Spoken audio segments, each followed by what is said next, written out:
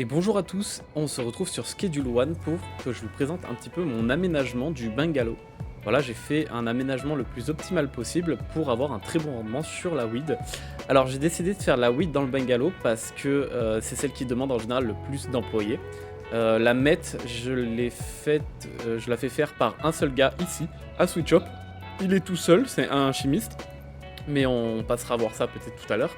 Pour l'instant, on va se concentrer sur la fabrication de cannabis, ici directement, pour... Alors, pourquoi j'ai mis autant d'employés? Parce que en fait, je vais avoir de la weed améliorée par deux produits différents. Et j'ai fait un truc optimal dans le bungalow pour avoir un très bon rendement.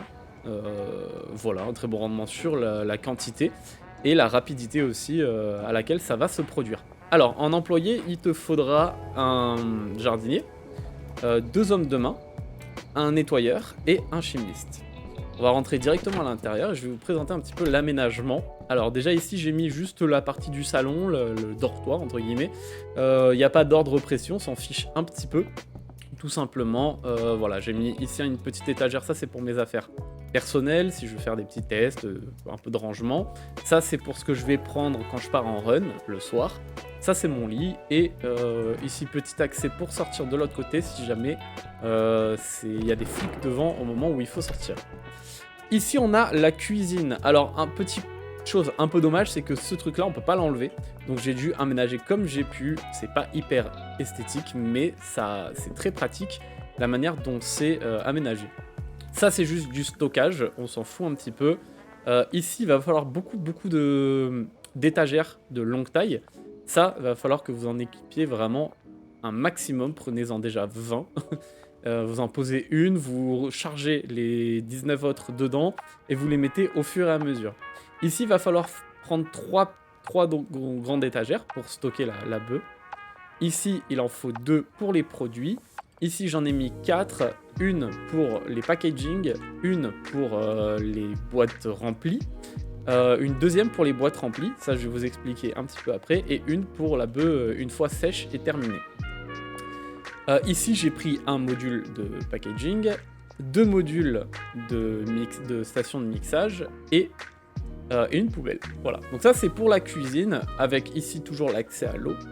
Et ici on a la salle, voilà la salle avec tous les pieds, etc. Donc j'en ai mis beaucoup. Il n'y en a pas besoin d'en avoir autant, après vous allez pouvoir gérer vous-même comment vous faites. Techniquement 6 pieds c'est possible, j'en ai rajouté plus parce qu'il y a les miens aussi. Voilà, je suis en train de faire pousser de la coque en ce moment, donc on fait des tests. Et deux ranks de séchage pour améliorer la qualité de la weed. Vous pouvez très bien commencer avec les petites chambres, les petites box pour faire pousser votre weed, mais le mieux c'est carrément de prendre ça parce que vous allez voir que ça va faire pousser, ça c'est le maximum qu'on puisse trouver sur le marché de la pousse.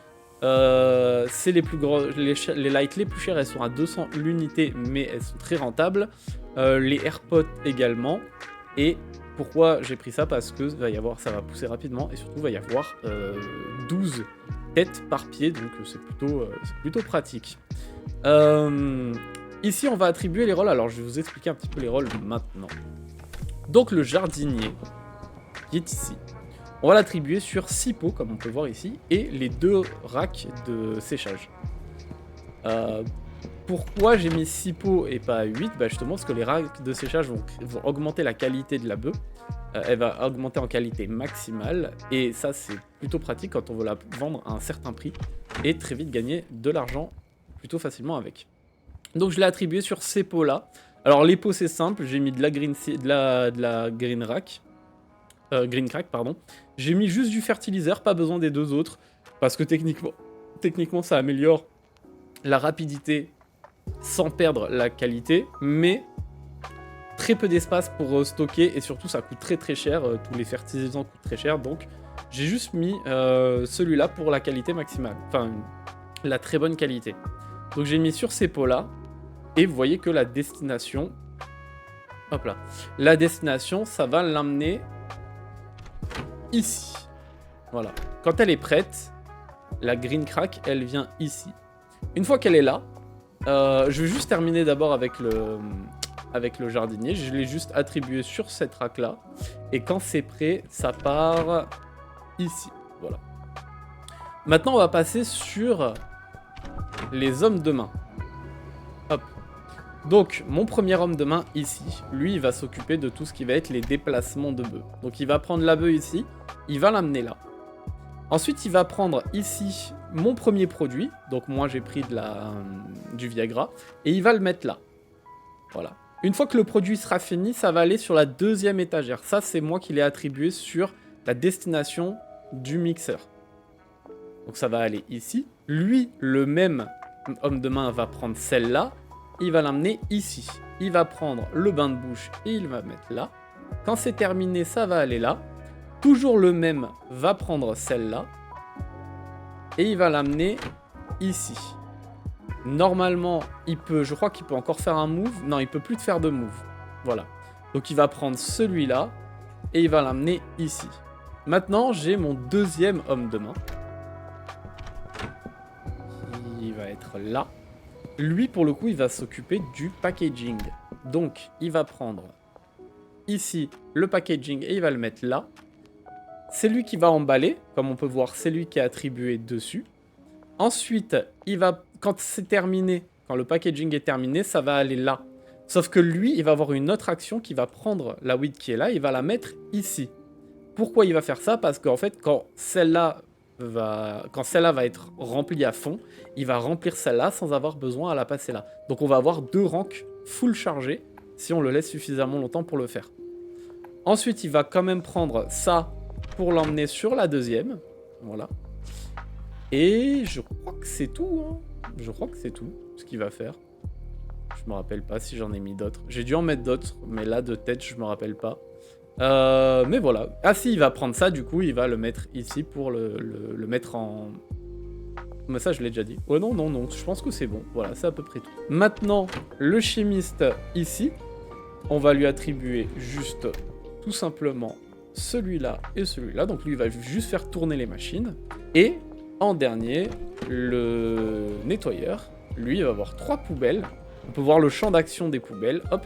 Donc la première ici, elle est obsolète parce qu'en vrai, ici, c'est jamais sale. La deuxième, ici, on peut la placer un peu où on veut. Moi, je l'ai mise là. Après, c'est à vous d'optimiser comme vous voulez ici en termes de place. Vous optimisez comme vous voulez pour faire plus ou moins de la place. Et la troisième, ici, il y aura juste ce petit coin-là qu'il faudra faire attention. Mais globalement, c'est au maximum optimisé. Le jardinier, il a ça de rempli. Ce que je fais, c'est que je lui mets les 2 accessoires qui puissent jardiner. Je lui mets de la bleue parce qu'elle va durer plus longtemps. Voilà, elle est un peu plus chère, mais elle dure plus longtemps. Ça m'évite de restocker trop souvent ici. Le fertiliseur, je lui en mets 2 ici. Et les graines, je lui en mets 2 ici. Enfin, 2 x 10, bien sûr. Ici, c'est mon stock fertiliseur. Ici, c'est mon stock graines. Dès que c'est vide, j'appelle. Hop, Deliveroo, on se fait livrer directement. Pareil, alors, faites attention sur la vitesse à laquelle ça part. Des fois, en une journée, les 160 partent. Donc, si c'est le cas, quand vous lancez la production le matin, vous commandez déjà pour le soir. Vous pouvez mettre 160 et 160, destination bungalow, loading. Et vous pouvez faire commander le matin, comme ça, le soir, quand la journée est terminée pour les employés, vous pouvez juste le camion qui est devant, prendre et restocker. De temps en temps, il va peut-être y en avoir un peu moins qui va partir ou un peu plus. Vous avez des stockages supplémentaires pour mettre le surplus. Et pareil pour ce qu'il y a ici. Techniquement, on n'est pas loin de la supérette. On peut très bien aller en acheter un petit peu. Mais on est flemmard, donc on veut se faire tout livrer. Voilà. Avant de se quitter, je vais lancer la prochaine journée. Et comme ça, on va voir comment ça se passe en activité.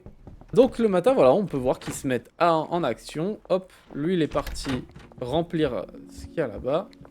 On va les suivre un petit peu. Voilà, qu'est-ce qu'il va faire? Il va prendre ce qu'il y a ici. Et il va l'emballer, voilà. On a le jardinier, lui, il est parti arroser tous les plants. Lui, il est parti nettoyer. Voilà, lui, il fait son mélange. Elle fait son petit mélange.